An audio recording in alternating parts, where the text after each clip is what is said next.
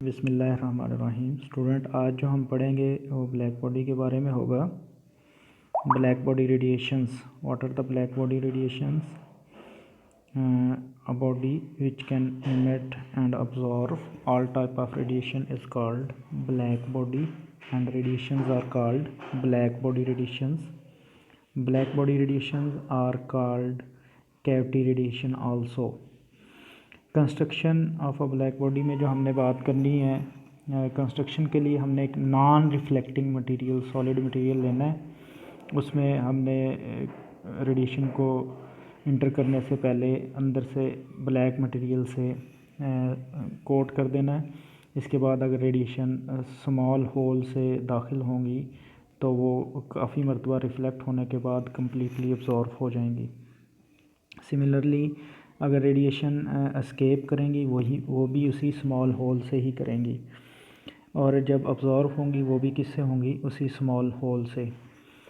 हमने देखना ये है कि मुशाहदे में ये आया कि लो टेम्परेचर पे जो रेडिएशंस खारिज हो रही हैं वो लॉन्ग वेवलेंथ की हैं और इंफ्रारेड रीजन में लाई करती हैं जो इनविजिबल होता है। हाई टेम्परेचर पर वेवलेंथ जो रेडिएशंस की है वो शॉर्ट हो जाती है। इसका मतलब ये हुआ टेम्परेचर और वेवलेंथ क्या एक दूसरे के इन्वर्सली हैं। उसके लिए एक एग्जांपल लिए हमने। एग्जांपल में प्लाटीनियम वायर लेंगे। प्लाटीनियम वायर को 500 डिग्री सेंटीग्रेड पे पहले गर्म करेंगे तो डल रेड कलर होगा उसका। 900 डिग्री सेंटीग्रेड करेंगे चेरी रेड हो जाएगा, 1100 पे ऑरेंज रेड, 1300 पे येलो और 1600 डिग्री सेंटीग्रेड पर वाइट हो जाएगा। ब्लैक बॉडी रेडिएशंस को कैविटी रेडिएशन कहते हैं क्योंकि ब्लैक बॉडी से खारिज होने वाली रेडिएशन सिर्फ किस पे डिपेंड करती हैं? टेम्परेचर पे, ना कि मटेरियल पे। इसके बाद हमने देखना है ल्यूमर और प्रिंशियम नामी दो साइंसदानों ने ब्लैक बॉडी के बारे में कंप्लीट इन्फॉर्मेशन दी। ये फिगर नज़र आ रही है जिसमें एक ब्लैक बॉडी है, उससे निकलने वाली रेडिएशंस रिफ्लेक्टर पे जाके पड़ती हैं और रॉक सॉल्ट प्रिज्म से पास होने के बाद इंफ्रारेड स्पेक्ट्रोमीटर और एंड में थर्मोपाइल पे पड़ती हैं। थर्मोपाइल जो है वो रेडिएशन डिटेक्टर है। एंड में मैं आपको ग्राफ शो करवाऊँगा। उस ग्राफ में आप देखेंगे कि एरिया यूनिफॉर्म नहीं है। इसका मतलब क्या है? At a given temperature energy is not uniformly distributed in the radiation spectrum of the body. जिस तरह एग्जांपल में हम पढ़ चुके कि जो वेवलेंथ है वो यूनिवर्सली प्रोपोर्शनल है एब्सोल्यूट टेम्परेचर के। तो दोनों को अगर हम प्रोडक्ट के तौर पे लिखें, जिस तरह मैंने थोड़ी देर पहले वाइट बोर्ड पे नज़र भी आ रहा है आपको, lambda max is inversely proportional to absolute temperature. Lambda max multiply by temperature is equal to constant. Constant का नाम क्या है? Wien's constant.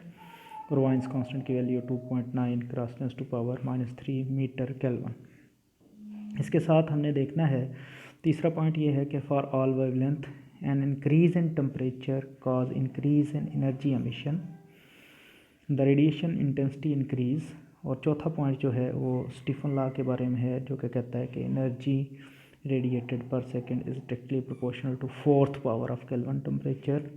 और इसमें स्टीफन कांस्टेंट साई की वैल्यू भी बताई गई है। साई की वैल्यू 5.67 क्रॉस 10⁻⁸ वाट पर मीटर स्क्वायर पर केल्विन 4। ये वो जो ग्राफ था जिसमें आप देख रहे हैं कि एरिया यूनिफॉर्म नहीं है और एनर्जी यूनिफॉर्मली डिस्ट्रीब्यूटेड नहीं है, पहला पॉइंट। दूसरा क्या था? Wien's law. तीसरा कि जैसे जैसे हम वेवलेंथ को बढ़ाते हैं इंटेंसिटी बढ़ती रहती है। पर्टिकुलर वेवलेंथ लैम्डा मैक्स पे इंटेंसिटी क्या होता है? मैक्स होता है, जो ये डॉटेड लाइन से ज़ाहिर भी हो रहा है कि लैम्डा मैक्स की वैल्यू हर ग्राफ के लिए शो हो रही है। इसके बाद अगर हम वेवलेंथ को उस लैम्डा मैक्स से बढ़ाएं तो इंटेंसिटी कम होना शुरू हो जाती है। चौथा और आखिरी पॉइंट जो क्या था कि स्टीफन लॉ, वो मैंने आपको पहले एक्सप्लेन कर दिया।